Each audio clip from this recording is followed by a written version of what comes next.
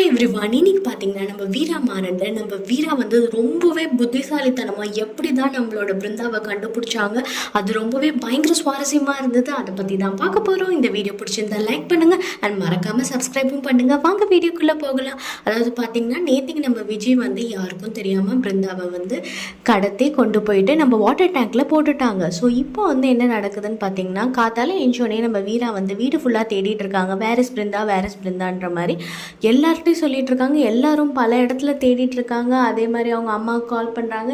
இந்த மாதிரி தேடி தேடி தேடி கடைசியில் கிடைக்கவே இல்லை. ஒரு பாயிண்ட்டுக்கு மேலே ரொம்பவே வருத்தமாயிடுறாங்க.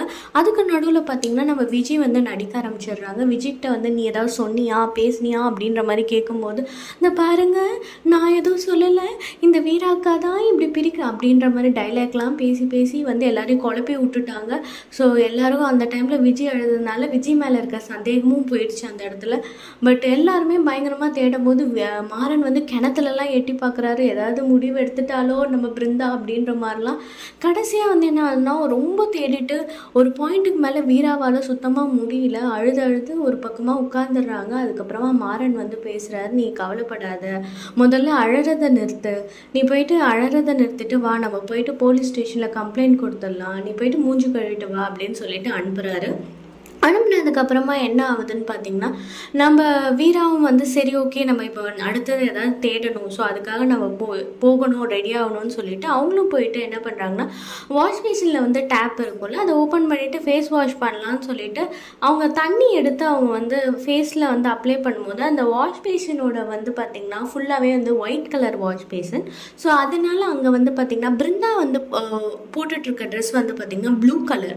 ஸோ அந்த ப்ளூ கலர் ட்ரெஸ்ஸு வந்து ரொம்ப நேரமாக ஊறி சாயம் வந்து அதுலேருந்து வர ஆரம்பிச்சிருக்கு போல இருக்குது. ஸோ அவங்க வந்து அந்த டேப்பை ஓப்பன் பண்ணோடனே பார்த்திங்கன்னா தண்ணியோட கலர் வந்து பார்த்திங்கன்னா ப்ளூ கலரில் தெரியுது. ஸோ அதனால் அவங்க வந்து யோசிக்க ஆரம்பிச்சிட்டாங்க, இது என்ன தண்ணி கலர் வேறு மாதிரி இருக்குன்ற மாதிரி யோசிச்சு திடீர்னு அவங்களுக்கு ஒரு யோசனை வருது.